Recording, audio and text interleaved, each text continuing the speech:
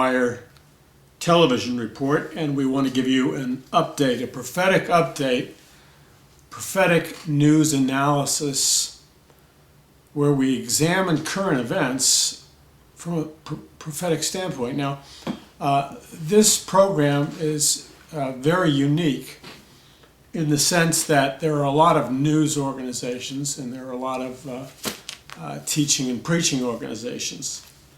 But there are very few organizations which give you a prophetic understanding of current events, history, economics, from not only a biblical point of view, but a point of view which I would call Bible prophecy.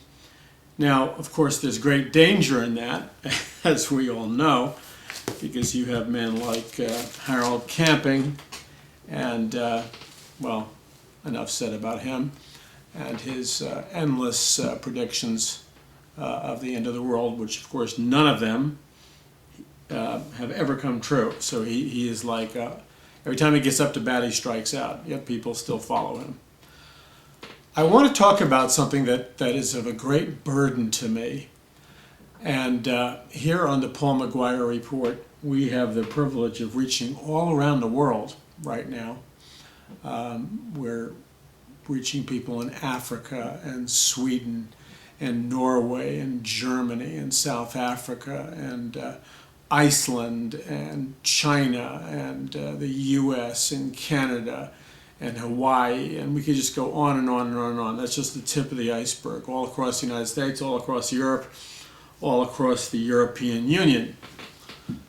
And many of the people that tune in to the Paul McGuire Report tune in because they've seen me on a large Christian television network, or they've read some of my books like The Day the Dollar Died, or Are You Ready for the Microchip, or have seen one of my DVD series such as American Dictatorship, the coming event that will change everything. And excuse me while I pick up the cover here, but it's true.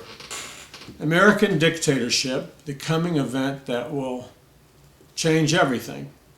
And I believe that that event is close at hand. And the reason that I'm saying that is for the following reasons.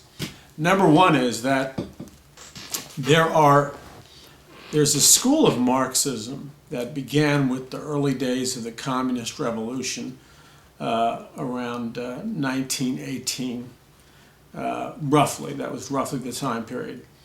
And they understood that it was only through crisis that you could change a nation, that you could cause a revolution. There had to be a crisis. And therefore, if there wasn't a crisis, you would have to manufacture a crisis in order to accomplish your radical and revolutionary goals. Because under normal circumstances, the peoples were not going to go along with doing away with the family and doing away with the church and doing away with private property. Under normal circumstances, that's against human nature, and people aren't going to go for it. So you have to create a scenario or a crisis that is so great that people are willing to give up all their rights and freedoms in order to survive. And that's what we call a manufactured crisis. Now, Saul Alinsky, who was a community organizer, and I laugh every time I hear that word, community organizer. A community organizer is somebody who works for the local Communist Party or Socialist Party or Progressive Party or whatever name you want to change it to make it more palatable. And you raise money and you organize demonstrations and you network in the community for the socialist cause. That's your job. You don't have a real job. You don't sell something. You don't drive a taxi cab. You're not a fireman or a teacher or whatever. You're an organizer for the Communist Party. Thus the term community organizer. And the goal of a community organizer is to organize a mass group so that when a predetermined crisis occurs, this group will rally around the people that have discipled them, so to speak, and they will undergo the most radical revolutionary transformations, things that they would never even think of doing in their right mind, but in desperate times people do desperate measures. And the Illuminati was a spiritual organization. But I think it's important at this juncture, and I deal with this in my book, by the way, Are You Ready for the Microchip? And The Day the Dollar Died, and the DVD series, American Dictatorship, Becoming an Event That Will Change Everything. But the idea is that you create a crisis, a staged crisis. Now, Hillary Clinton, Barack Obama, and a whole bunch of guys, of which I'm not included, by the way. I demonstrated with the radical activist Abby Hoffman when I was 15 years old in New York City. I was deeply involved in radical politics when I was around 15 in Manhattan. My mother was a card-carrying member of the ACLU. I was a liberal. I was for peaceful revolution, and I was raised in a hardcore atheistic leftist household, which basically I was taught that Christianity was a religion for idiots, and you had to be anti-sex, anti-joy, and anti-love to be a Christian. And that's really brainwashing, but that's what I was taught. And of course, the New York Times and the school system reinforced the belief. But you see, Obama and people like this believe that if you don't have a crisis, then you manufacture one. You artificially create one. Or to use the words of Saul Alinsky, you overwhelm the system so it deliberately breaks down. So you have to deliberately create a new system, thus a communist revolution or a socialist revolution or whatever. And this goes into what we call the Marxist dialectic. And there was a German philosopher named Hegel, and it's very important to understand the Hegelian dialectic, because you see, you are living in a world with your church, with your society, with your school system, in which the Hegelian dialectic is being employed to make radical transformations in the culture. Now, the Hegelian dialectic goes something like this. I'm going to simplify it. You have on one side antithesis or antithesis, and on the other side you have thesis, okay? And in the middle you have synthesis. Now, this is all a con game. These are all manipulative factors to keep you psychologically off balance in order to bring in deliberately from the outset a synthesis. So let me give you a hypothetical situation which they did indeed use. Adolf Hitler was a fascist. He was the head of the Nazi Party.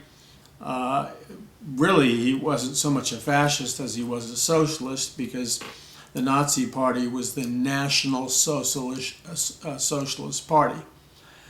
And that came to be called fascism, where the government controlled all industry. You had a police state. The government controlled everything. And the idea was that when the government controlled everything, people would be more economically free, Germany would be stronger, and paradise on earth would occur. That's the Hegelian dialectic. Now, that would be called, let's say, synthesis. Hitler would be synthesis. On the other side of the coin, you have Lenin, Trotsky, the hardcore communists, and they would be represented by what we would call antithesis or antithesis. So we have the scale and the two pendulums. We have Hitler, who represents synthesis. We have the communists like Lenin, who represent antithesis. But the goal from the very beginning, by creating this diagram of extremes, you are deliberately manipulating people to a desired outcome. Because most people don't want the extremes. They don't want antithesis, communism, and they don't want thesis, which is fascism.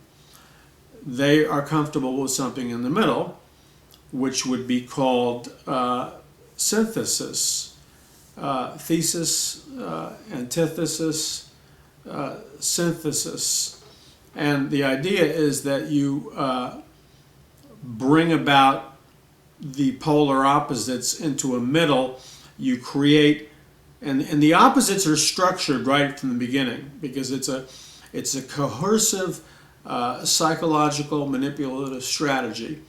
And the idea, right from the outset, by creating these polar extremes, is to create that desired middle, which was the game plan all along. And so when the desired middle is brought about through the Hegelian dialectic, then everybody's relieved, because, oh gee, we didn't go into a full-blown communist state, and we didn't go into a full-blown fascist state. Are you tracking with me? Now, here's one other thing that we need to realize. This dynamic has been employed for centuries, and it makes people feel happy, because they have the false sense of illusory choice, and they don't feel they've been forced to make the extreme choice. They feel they get to make the moderate or middle choice, and that diffuses a lot of psychological tension. So here in the United States of America today, the Hegelian dialectic is very much at work, and you have in Congress and in the Democratic Party specifically, you have hardcore leftists, you have communists, you have members of the Communist Party, you have radical Marxists, and that scares a lot of Americans. And Obama doesn't come out and say that's what he is, but basically that's what he is. And that frightens a lot of people. On the other hand, you have the extreme right wing, and that frightens a lot of people also, because in the extreme right wing, well, you could have some, moral majority, Christian theocracy, ultra right wing takeover of society, and they play on people's fears, and they do news stories about it, and you show all these examples of right-wing leaders and how much boogeymen they are and how scary they are. But the goal is to get people to go for the middle, which is not the right-wing boogeyman, or it's not the hardcore leftist communist, but you go for, and in actuality they use this word, a third way. And this management principle, this methodology